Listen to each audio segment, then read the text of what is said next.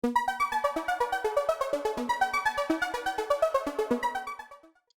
everybody, my name's Ellen and I'm from Content by the Sea. We are a copywriting and web design company. There's two of us in the company and I talk a lot about freelancing, mental health, productivity, and I've got a couple of Notion videos on my channel already.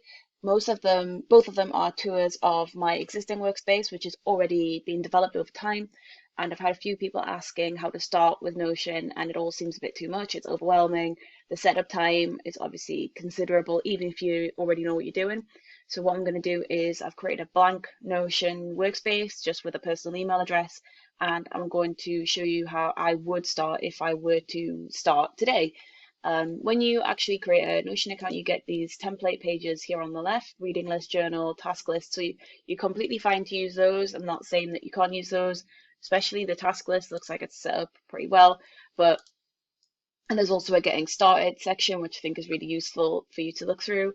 But what I'm going to do is take everything that I've learned and create a very simple task list, a very simple client list, and show you how to link them together just from scratch. So we're going to make this database into a table. That's what I'm going to start with. So we're going to call it task list.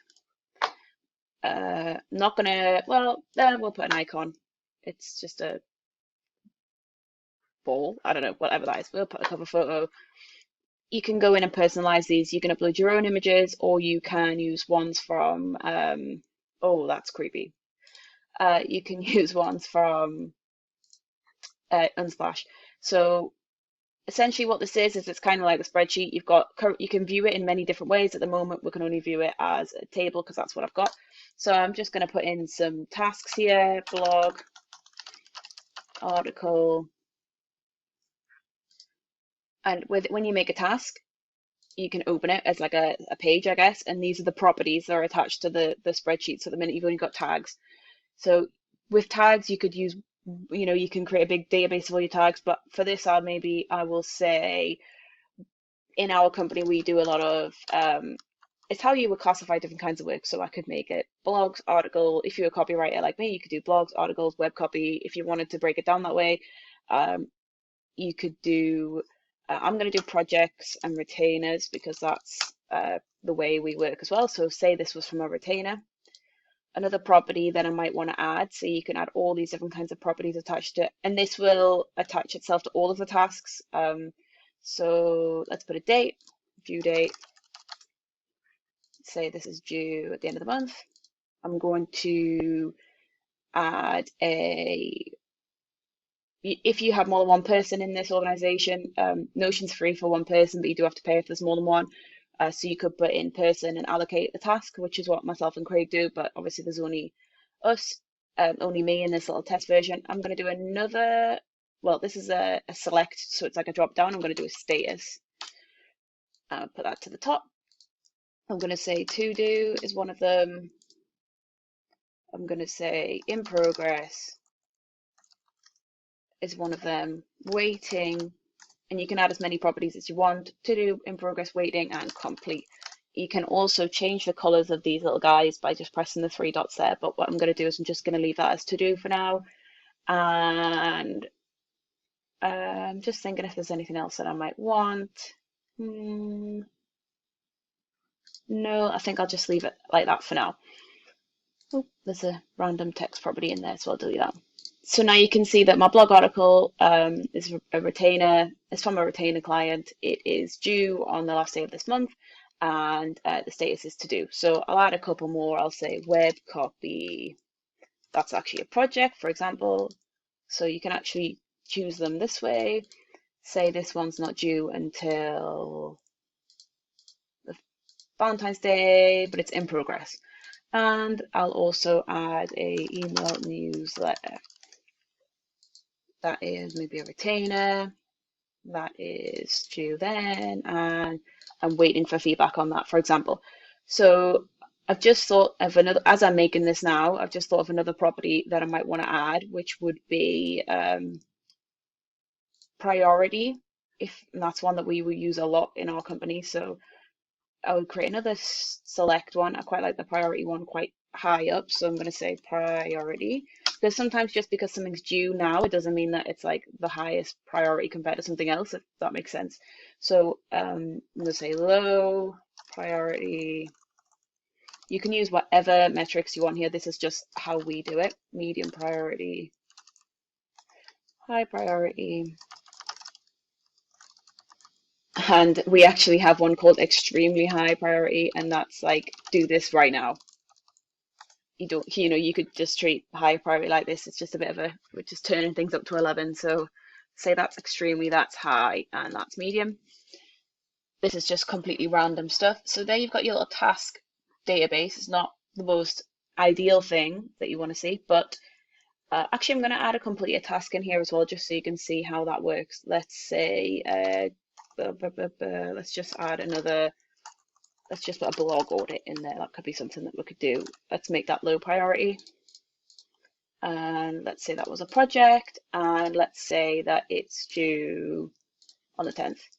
And let's say that it's complete, so you can see how this behaves. So what you can do is create a couple of things really to change the view. I'm first going to show you how to do views. So like it says there, let's see the same database in multiple ways. So say you want to see this as more of a Kanban board, which is like if you've used Trello before.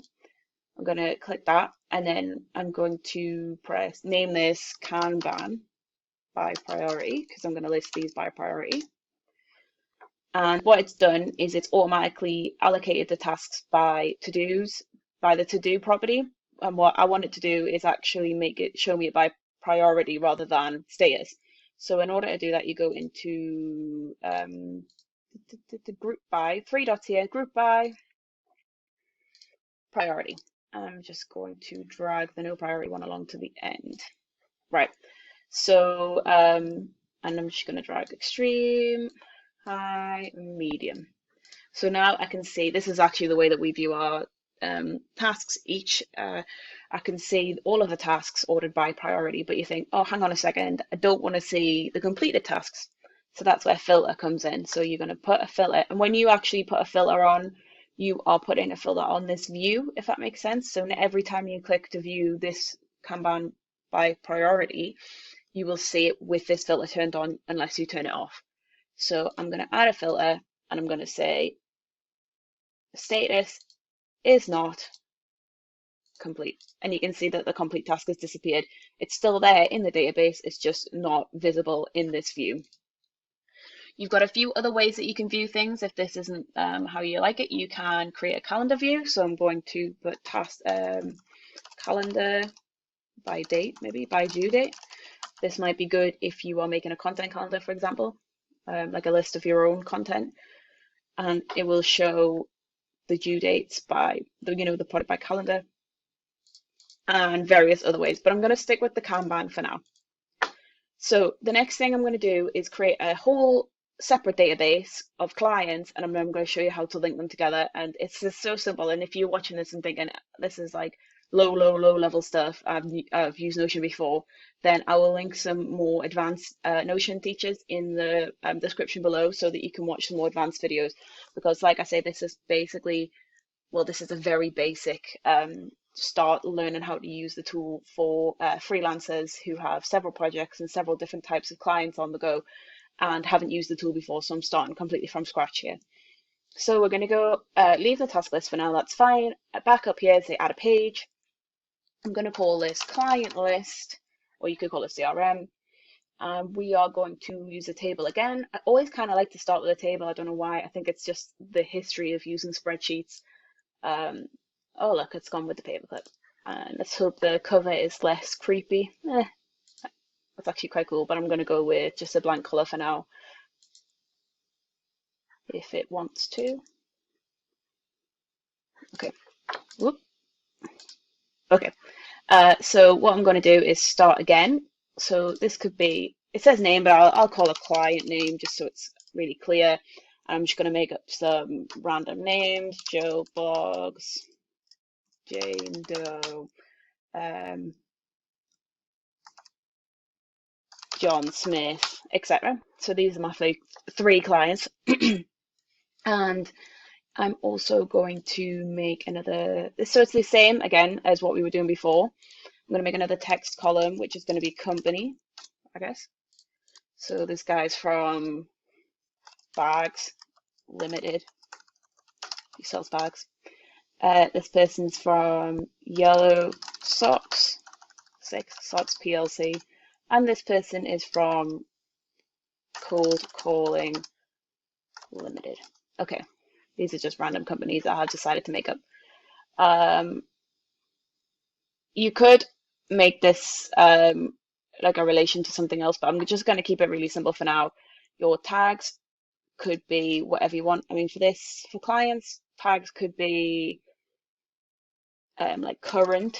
You could say like client status, I guess. So you could say like current or past.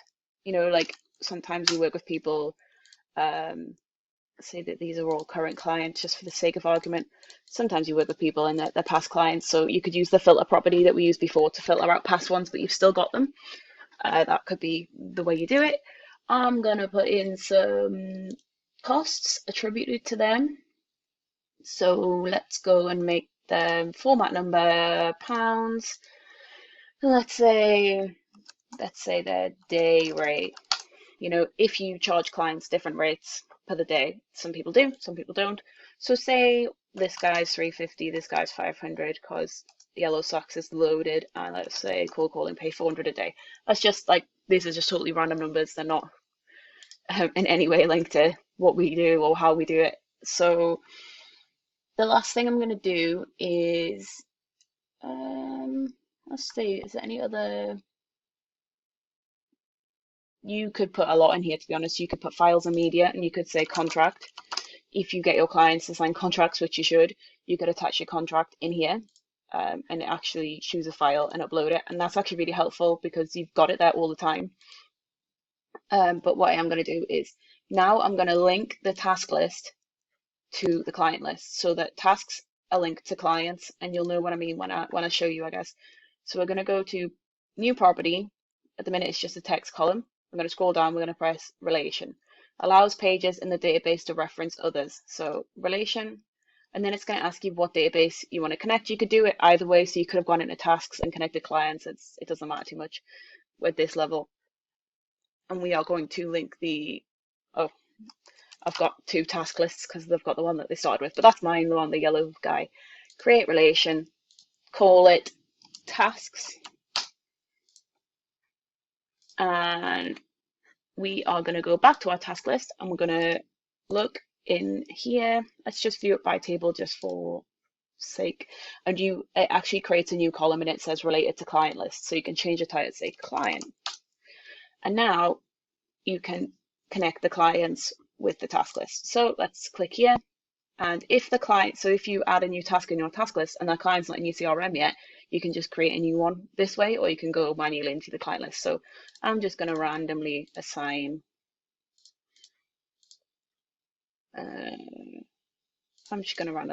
tasks to the clients and just say, oh, but Jane Doe's got a lot of clients, got a lot of work. Let's just say Joe Blocks. Okay. So we can go back to Kanban, and you can see that we actually can't see the client name in here, and that's because it's not showing in properties. So you're going to go properties and you just turn on that. Yeah. So now I can only see the incomplete tasks. And you could also, if you really had loads and loads of clients and you really felt like it was too much, you could create views that only show one client's work. So that could be quite helpful as well, especially if you are on the phone with clients and things. So now you can see the client that this is linked to. You could also group by status or whatever, so that's fine. We're going to go to client list, and now you can see that it's actually pulling through the tasks that attribute to the client. So this is like really, really good for us at the end of the month when the billing cycle ends. I go on our CRM and I can see all of the tasks that were allocated to the client in that month. If you want to see it just by that month, you can just do a roll up, but I'm just going to keep it simple for now. And you just say, these are all of the tasks, and you could just very easily say, oh, look, that person's had 5 tasks or whatever. and this is how many days it took me to do those ones if you wanted to. You could even create time, how long each task took time wise, but I don't want to go too much detail here because I'm trying to keep this really, really simple. So this is a good way to start if you really want to use Notion and you're not sure how to manage tasks. So I'm going to say, like, I'm working on this blog article. Um, I'm just going to write it in Google Docs and then send it off to the client. And then once I send it to the client, I'm going to put it into waiting. And then it just leave it there, move on to high priority. Okay, I've done that one, complete. So here I'm being able to see all of the tasks. So hopefully this is like a really, really helpful first step for using Notion. And what I can do in the future is maybe show you how to plan your content, how to manage. One thing that we had created recently is templates. So maybe in episode 2, I'll do templates, which is really good if you've got retained clients or you do the same projects over and over again, or you follow the same steps when you do copywriting or whatever. So yeah, that's everything from me. Very, very simple task list, client list, how to link them together. And then as this grows, this will grow and it will just kind of organically become your kind of port of call for your client work. Thanks for watching. Bye.